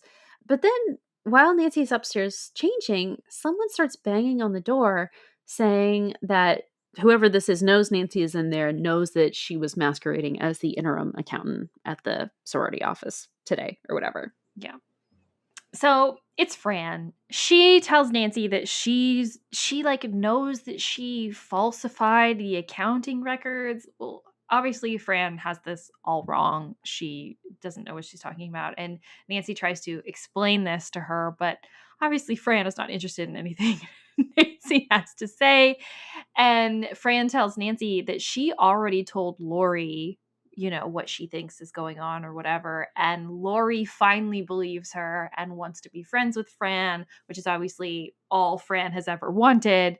And so this whole time, Fran has just kind of been acting this way, been nasty and mean because she's jealous of everyone else who's been friends with Lori, which is just so wild. Wild behavior. But she hands Nancy a note from Lori. And on this note, Lori has written that she wants Nancy to meet her in her room. And so Nancy is like, okay, you know, and she tells Fran, I will. But first, she goes downstairs to try to like alert Susan and Ira to where she's going. But they're nowhere to be found now. So she ends up leaving a note for them in Susan's room, telling them where she went. Good on you, Nancy. Smart planning. Thank you. And once she gets to Lori's room, they start talking. And Lori attacks Nancy and holds her at knife point, basically. It's actually like a rock climbing hook, which is weird. I don't know why Lori has that, but she's being like held with it at her throat. And Nancy asks Lori if this is what she did to Rena. And Lori says, no, I didn't need anything but my hands to deal with Rena. So we learn that Lori is the one who has been embezzling these funds from the sorority, and she's been doing it to be able to afford this fancy diving coach that she really thinks she needs in order to get to the Olympics, right? Rena was actually helping her embezzle these funds, but Rena seemed to like get kind of cold feet about it, basically, and Lori started realizing that she was maybe going to tell someone, maybe tell her mom about it, and so she killed her. She says that Mike, her boyfriend, basically the only way he's involved is just that he'll do anything that Lori tells him to. Not a mastermind. No.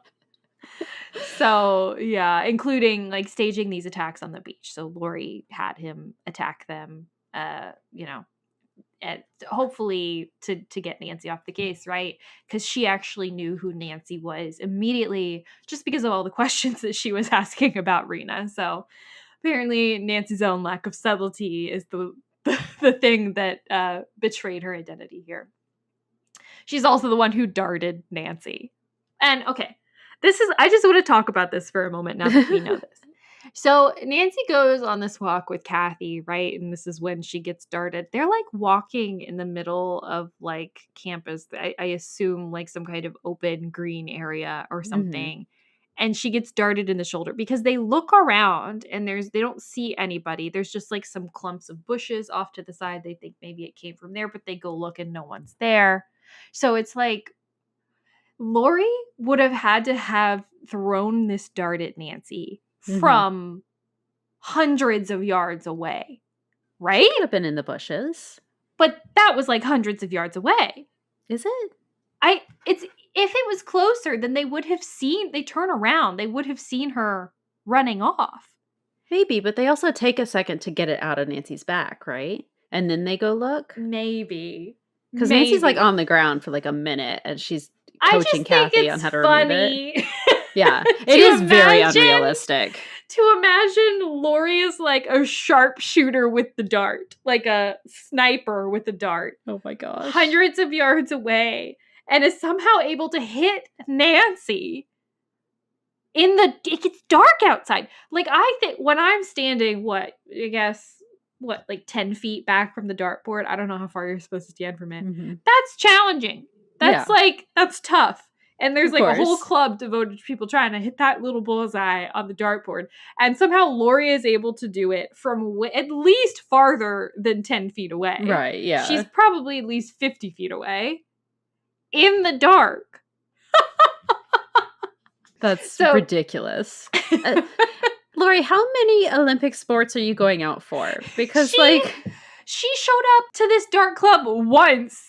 Like 2 weeks ago or something. And somehow, because clearly she didn't continually show up because they didn't know her name. They didn't know who she was at the dart club. So she shows up once and suddenly she's like a dart savant. She's lucky she didn't accidentally hit Kathy. Like, yes.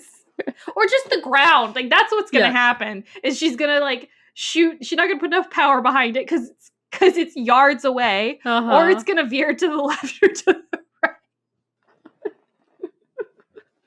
trying to scare Nancy out the case. The wind just blows the dart and she doesn't even notice what happened. There's probably like 6 or 7 other attempts on Nancy's life that just she didn't even notice because Lori screwed it up. Oh my god, what if like Lori's been trying to dart her for like every week? She's like frantically throwing these darts at Nancy, but she just keeps missing and this is the one time she gets it? That's what happened. Are you gonna assume that that's what happened? Oh my gosh. Good. That's absolutely it. Lori just got lucky one time. Nancy never noticed. Just like there's like just like this whiz of air by her ear. She's like, did someone hear something? What was that? Is that a bumblebee? Is there a fly in here? Weird. Anyway. Oh my gosh. So funny. Anyway, right. So she also tells Nancy while she's holding her at knife point that Mike is currently distracting Susan and Ira. So that's why they weren't downstairs. And so obviously that's concerning to Nancy. But unfortunately, there's not a whole lot Nancy can do at this moment. I think she like tries to get her off of her, but she fails. And Lori ends up squeezing a pressure point on Nancy's neck and Nancy blacks out. So yes, so this is 2 books in a row where Nancy has had punch spilled on her and she has had pressure points used on her neck, causing her to pass out. Oh my gosh. Because that happens in the last book as well. I didn't even catch the similarities there. Oh my gosh. And I'm like, okay. I mean, I like it. I like it in the context of this book, but like, come on, you guys. Maybe it's effective, but get a little diversity here. I was actually curious about this because the files, they were doing like 6 a year at this time. I don't know that the ghostwriters, like, I don't think just because of how quick, it was probably just different people who were writing it roughly the same time, and then they came out one after the other. Oh, absolutely. Of course, it's not the fault of the ghostwriters. The editor needed to have said, we need to use a different. She needs to get her unconscious in a different way. Chloroform, question mark. Yeah, something else. Yeah, I think it's very reasonable to think that it's probably just two separate authors who didn't know about each other's work, and the editor just didn't catch it either. So Yeah. because some authors did write multiple files, but I don't know how often it was like consecutive ones, just because they were so close together, you know. Yeah, that wouldn't make sense. Yeah. Anyway, sorry, that's not. Yeah. Anyway, so Nancy wakes up, and when she does, she is on the pier at the beach in a wetsuit, having a weight belt and air tank strapped to her by Lori. So she's trying to murder Nancy in the exact same way that she murdered Rena, presumably. Knocked her unconscious, put her up in a wetsuit and diving equipment, dumped her off the pier. Does she think that she was going to get away with this the second time? My exact question, Kori. Words out of my mouth. All of this points to her, especially because, like, wouldn't she have had to carry Nancy down the stairs past the party, through the party, to get her out of the building? I mean, maybe there's like a back way, possibly. I mean, presumably, but like, yeah, or she just like threw her out the window or something. Oh my gosh. But yeah, and like to have this work once as like an accident is like, okay, sure, but then a second time, a girl who was staying at the same sorority washes up dead on the beach in the exact same circumstances as this other girl. I think the police are going to start to ask some questions about that. Yeah, best case scenario, it makes all the work you did to make the first one look like an accident. It's a pattern now. And they're going to be like, oh, the first one wasn't an accident. Let's reopen the case. Sure. Even if Nancy's not the one to get it reopened, it's going to happen. Yeah.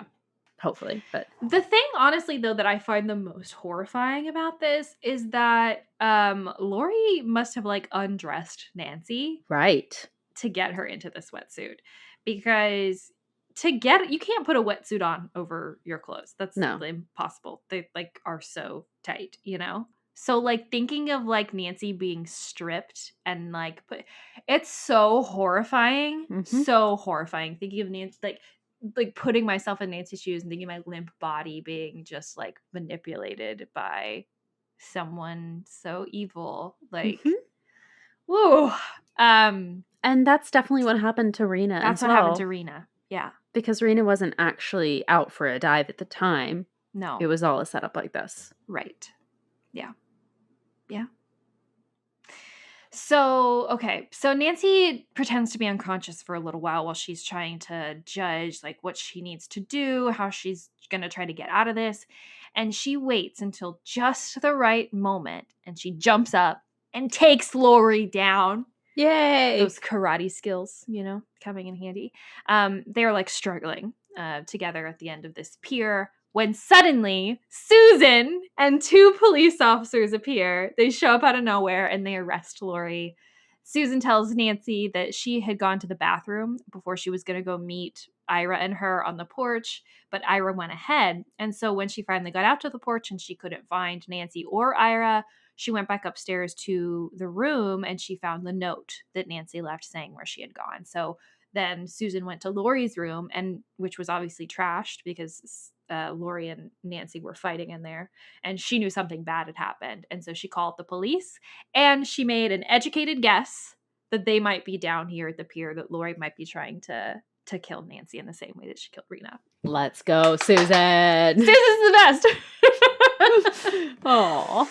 So, yeah, Ira is still missing, though. He hasn't been found. The police are looking for him, though, and after they drop Susan and Nancy back off at the dorm, they tell them to, like, leave this search to the police, and they'll let them know when Ira is found. Obviously, that's not going to happen. Yeah. Nancy and Susan are going to go look for Ira, and so they change and head out to start looking. Again, queen of the educated guess, Susan has this thought that if Peter and Mike are holding him captive somewhere, then it might be the gym, because remember, Mike is the captain of the swim team, and he actually has keys to the gymnasium. So they head over there and they hide because they see Mike and Peter come out of the gym, and they overhear them talking, and they say that they've locked Ira up somewhere, and Mike will just come back to the gym and let him out in the morning. oh God. So Nancy and Susan head inside and they like run into campus security at the same time and tell campus security why they're there. And campus security goes with them to look for look for Ira. And they end up looking around and they find Ira bleeding, beaten up, shoved into a locker. Poor Ira. Poor Ira. He is okay. He's been really badly beaten. They take him to the infirmary, but he's going to be fine. And that's it. Our mystery is solved and wrapped up. The next day, Susan thanks Nancy for solving the case, and we learn that Mike and Peter have also been arrested for assault and battery and kidnapping. Nancy is going to head back to River Heights today. But first she stops by Alice's room, and Alice tells Nancy that, yes, she figured out how Rena died. She went to go look at the coroner's report, apparently. And on the coroner's report, there was like a mention of like 2 bruises on Rena's neck. And that's how Alice knew that someone used those pressure points because of her physiology knowledge. Love it. And yeah, and that she actually has been trying to investigate, knowing that Rena's death was suspicious. And that's why she was campaigning to become interim treasurer, because she thought that that would get her closer to like the answers, right? Because Rena was interim treasurer, so she knew. Anyway, so, but then Nancy came along. And so Alice decided to try to covertly tell Nancy what she knew about the case. So, so cool. And then they go to the airport, and at the airport, Nancy, Susan, a bandaged Ira, and Larry are all waiting for Nancy's plane to start boarding.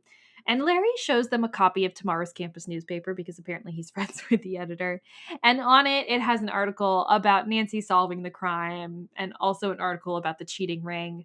Larry apparently decided to go to the campus newspaper to talk about this cheating ring. And though the article doesn't name anyone involved, the chancellor has recommended suspension of anyone who is found to be involved in the cheating ring. So that will hopefully make people think twice about participating in that and using TAs horribly, poor TAs. And then Susan also gives Nancy one of Rena's underwater pictures, because she liked to take pictures while she was diving, as like a thank you gift for solving the mystery. And Nancy gets on her plane and heads home. Oh. Yeah. Okay. Oh. It's so good. Honestly, it's such a good one. Mm-hmm. I love the way they wrapped it up. I loved even, like, I know it's kind of a typical stereotype of Nancy, or trope of Nancy getting a gift at the end of every mystery or whatever. But I thought it was such a sweet and thoughtful gift in this one. It really is. That I was like, oh, that's actually perfect. And I love that. Like, it's actually really nice and sweet. And yeah, because I don't know. I just thought it was great. It's nice. It's a good way to honor her, and and keep kind of so sad, but keep Rena's like memory and her passions and who she was and what she was like alive to.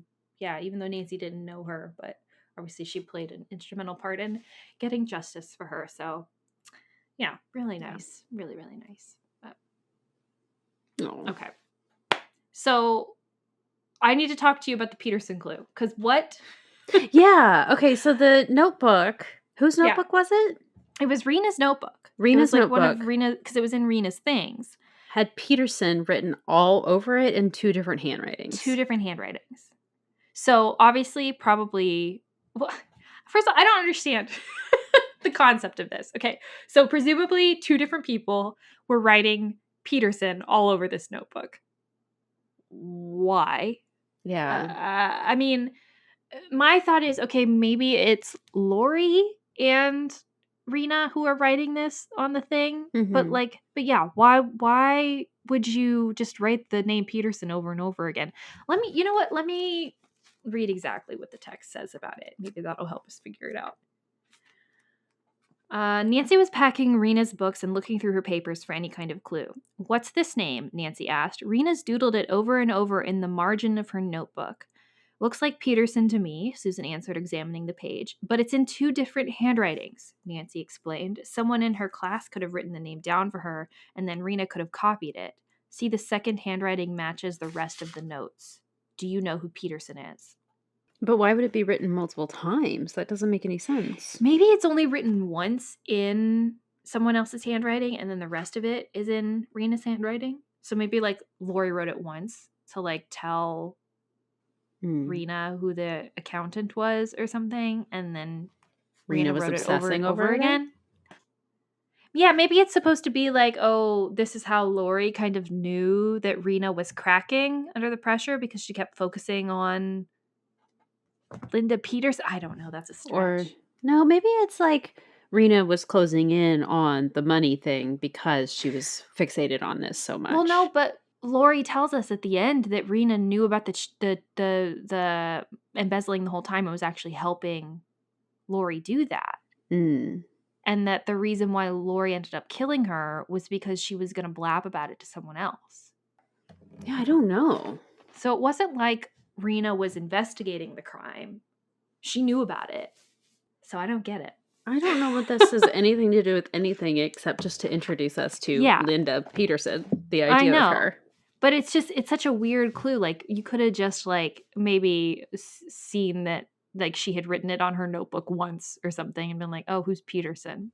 Yeah. But I guess it had to be important somehow. They had to show the clue as being important, because otherwise it would just be a random name scribbled in notes. It's like, okay, well, it could literally be anything. I wonder if it's like, you know, when you write on a piece of paper and then the paper under it has like an outline of the writing. Maybe it was her like forging a signature over and over on that notepad. And there's just like evidence of her writing it over. Maybe it's not an actual writing the name. Maybe she just sees the impression. She was practicing how to write it. Maybe that too. Oh, that's a good point. Okay. Yes. Forgery. Let's go with that. Yeah, I like that option. Okay. Yeah, but then we needed to, at the end, kind of clarify that a little bit and say that, you know, I had Rena forge Peterson's name on the checks, and that's how we actually carried it out. I bet that's what it was. Oh my gosh. Okay. Yeah. I'm just going to assume they didn't spell Mystery it out well solved. enough. Yes. Well, look at us being detectives about the text. I love that. Yeah. I love that for us. Okay, what else do we need to talk about? Oh my gosh. What is her name? Fran with her ribbon. I thought the ribbon was going to come back at some point. Every time we describe Fran, we have to say that she always wears a hair bow or like always wears a ribbon in her hair. And every time we see her, we have to like comment on the color of the ribbon. I thought that at some point we would like go find to a crime somewhere. scene and find a ribbon or something. I'm like, I keep bringing up the ribbon. What's the ribbon about? But yeah, there were lots of kind of those little things in this book where it's like, does that mean something? Like as a mystery reader, you know, you pick up on these little like clues or whatever, or just like little details that you're like, that seems like that might be important. And then but then this book like actually like, no, like there are details that actually don't matter. Like that actually like are just details, you know. So that's so great. It's so good. nice. It is good. It's really good actually. Not even a red herring. It's literally just detail. That's so real life. Yeah. Perfect. Fantastic. Okay, I do think something funny that we should talk about is Nancy's moral dilemma about this cheating ring. Oh my gosh, yes. She's like, oh, but if they're not the murderers, then they're all going to fail. Well, Nancy, they were going to fail anyway because they don't study. They were going to cheat. I just thought it was interesting, right? Because so Nancy keeps getting kind of like caught up in this, like, yeah, she feels kind of bad about giving the forged test to Kathy, and you know, she doesn't want to like rat anyone out. And we make a really special point at the end of the book to note that no one's been like ratted out about their cheating. Like, you know, we're just maybe introducing some consequences or something. But like, so it's like I feel like that's an interesting divergence from a typical Nancy Drew mystery. And like if this had happened in one of the original or one of the mystery stories, like 1 to 56, like Nancy would have been staunchly anti-cheating. Yeah. She would have absolutely reported any cheating to any kind of authority without even blinking, you know? Definitely. Because it's morally wrong, right? Yeah. Yeah. That stuff should get you kicked out of the school and definitely the sorority as well. Like, yeah. So I think it's really interesting to kind of see Nancy's morality kind of develop a little bit differently, or play out at least differently in this book. And I don't know why particularly, like if it was just like a thing of the time in the 80s, like maybe academic integrity, like is a little bit more gray, or it's just not something that we're valuing that much. I mean, I know at my school it was a big deal, a big, huge deal. And I know these days, especially obviously with AI and everything, it's a big topic of discussion.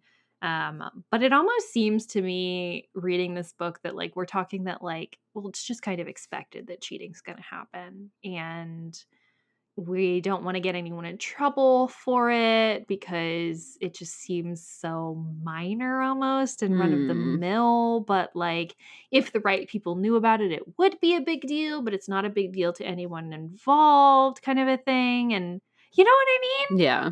It's interesting. It's interesting. I could understand it if the conflict Nancy was having was like, oh, if I do this, they're going to find me out. And like you were saying, that like she's got a deadline now with Monday coming up. If they do find out, she'll be outed. I could understand her having that dilemma, but it is really genuinely. Yeah. Oh, but what if they fail their class because of me? Well, it wouldn't be because of you, Nancy. Because they're cheating. Yeah. From their own self, what do you call it? Their own inflated sense of self. Yes. Yeah. What if they're not the murderers? Then they're just cheaters. That's not great either. Yeah. I'm glad they're not the killers, but we don't need to help them. Well, we talk about like thinking about like you were saying, like how it might be a big deal to the sorority. We know that it is actually because grades are a huge deal for sororities. Well, we talk about so much like at one point Nancy goes down to like all of like the sisters in the sorority have their pictures posted with their GPA written next to it. Yeah. So it's like and the whole like kind of identity of the sorority is it's like beautiful, smart girls. Like the academic excellence part of it is like a big deal to this particular sorority. And they focus on that a lot. And that like everybody like at the top has to have like the highest GPAs and all of that stuff. So like obviously that's a big deal to everyone. And then so when Nancy discovers, oh, well, it's the reason why they have such high GPAs is because they've all been cheating. Yeah. It's kind of like, well, maybe we need to put this out into the open a little bit more so that we can kind of deconstruct these flawed values and these like hypocritical things that are happening, particularly with the officers of the sorority, you know? And Alice, of course, is framed as being like this particularly like kind of beacon of goodness, right? Because she actually is studying and is actually trying hard to pass her classes and learn things and not cheat. So it's just interesting. It's interesting that we still, for some reason, don't want to reveal the cheaters in any kind of significant way. Yeah, I would have probably changed that a little bit if it was me writing this story, but that's all right. Yeah. Otherwise, I loved it. Yeah. Okay, my next question is, did Mike know that Lori murdered Rena? I don't know. Because here's my thing. Okay, so obviously we know that Lori, you know, did the pressure points on Rena's neck and, you know, dumped her body in the ocean and she drowned and then washed ashore. And presumably, Lori either drove Rena's car with Rena's body in it and left it there when she dumped her, or she drove it there later. She'd have a ride back. Unless she walked. To campus. They drive there every time they go. And that's true. And Rena's car is found there. So I feel like it's a significant enough distance away. Maybe she had Mike pick her up. That's what I'm thinking, right? Is she would have had to have her boyfriend or someone else pick her up. And if she did that, then unless Mike is really dumb, which of course is a possibility, but unless he's like really seriously, he is not all there in the head. How could he not realize, oh, this girl that got murdered and showed up at this beach, or like this girl who died and showed up at this beach, I picked up Lori at this beach on the same day. You know what I mean? That she went missing. Like that's, I feel like you would have to put it together that your girlfriend's a murderer. Yeah. I mean, we did genuinely think it was an accident up until Nancy starts poking around. So maybe he didn't really think twice about it. Maybe Lori walked to like the Oceanography Institute or something next door and had him pick him up from there. That's like, I was just at the museum all day. What are you talking about? You know, like she could have played it off, I feel like. I did think it was interesting though that they bring in like Mike and the other mean girls, because up until the ending I thought it was going to be a group effort. Like I thought that it was going to be another one of those, and then it was just Lori. So I love Lori as the villain. Actually, I thought that she ended up being a great villain. But she does make a point at the end to say, like, this is my baby. I did this all alone. And like, she's this mastermind that's just bossing Mike around. The thing that I love so much about it, though, is that because Lori is so two-faced then. Yeah. Like, because everyone loves Lori. And even Nancy, whenever Lori takes her swimming, like, Nancy's like, oh, she's actually really nice. I really like her. Yeah. So it's like, she's so incredibly calculated. She's so smart. To be so nice to everyone and then simultaneously be murderous. Like, that's wild. I know. Wild. So. I don't like her, but I love her as the villain. She was a great villain. I do kind of wish something I think that I would prefer in this story too is to have a little bit more, and we've talked kind of about this before, but about how Nancy makes these kind of like proclamations about people's character, like how she can tell, oh, I can tell Ira's a good person, so I'm going to go ahead and tell him everything about this. She thought the same thing about Lori at the beginning and then turned out to be totally wrong about her. So I really would like some self-reflection on Nancy's part to be able to say like, oh, you know, or to have some self-doubt and be like, maybe I don't really know people as well as I think I do. Or like, maybe I'm, you know, maybe how did I miss this, right? Like, what was it that I missed in this situation that I didn't miss, like, you know, for other people, right? Like, how could I not know? Yeah. That's what I'd want. Because we go through this whole book, right? Kind of like the message of this book is that, like, people need to kind of like stand on their own and not like go along with the crowd, right? Like, and here Nancy is kind of getting suckered into that same situation where she falls into the groupthink that Lori is like this great person. So like, I really wish we could, if we're making the message kind of being about all of these kind of pitfalls to being in this sorority, is this kind of like groupthink, right? Yeah. And then to have at the end Nancy be able to take a mirror to herself and say a message to kind of herself and to the readers, like, oh, it is really easy to kind of go along with the things that other people say and the other people think. And it's really important then to think critically about the things that I'm thinking, the things I'm believing, you know? Why would we do that? No, you're totally right. Totally right. Yeah. But we're not going to learn our lesson, though. It's going to be right back to it the next book. Oh, my gosh. That's okay. That's okay. Oh. I'll still read 20 more. Yeah, so, for sure. Yeah. Yeah, I think that's all I have. Flashlight score? Oh, gosh. I mean, honestly, 5. Yeah? Like 4.9999999. Oh, okay. Yeah. You know? Yeah. Like, it's so good. It's so good. There's definitely one of the better files, I think, that's out of course. there. Yeah. Just thematically, so on point. The mystery was really good.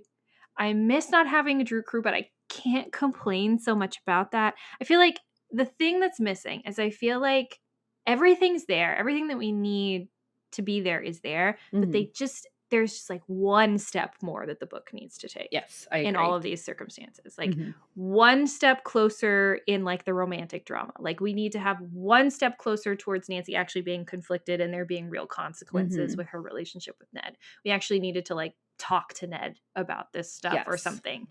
And then like one step closer to like all of the discussions about like image and like appearances versus reality, and one step closer to like giving us like to wrapping it all up, that messaging up, you know what I mean? Like it's all there, everything we need is there, but it's just so close, so close. It is a great one. Yeah. 4.99999. Yes. I think I'll give it 4.75 for just exactly the same reasons you just said. And also just because of the semi-war flashbacks I got from reading this and remembering my own unpleasant sorority experiences. Yeah, content warning to whoever was in a sorority and they have PTSD from it. If you're still bitter about your khaki wearing experience, you'll get it. I'm totally kidding. Oh my gosh. But yeah, a great one. So yeah, awesome. And oh my gosh, next, I hope this one is really great because this next one is actually the inspiration for one of the games. I'm so excited. Yes, next up we will be covering case file number 30, Death by Design. Yay! Get excited, everyone. Yes, because like you were saying, Kori, this is apparently the inspiration for the PC game Danger by Design. I think actually, though, that this book is a lot different. Just from what I've seen kind of online about it and what I read on the back. Not surprised. I'll read the back for us. Yes. Okay. Nancy stalks a poisoner through Chicago's high fashion jungle. After receiving a series of death threats, hot young fashion designer Kim Daly calls Nancy Drew to investigate. At first, it seems like a simple case of jealous rivals, but suddenly the competition gets murderous. Kim's pet dog is poisoned, and Nancy discovers that she too is a victim.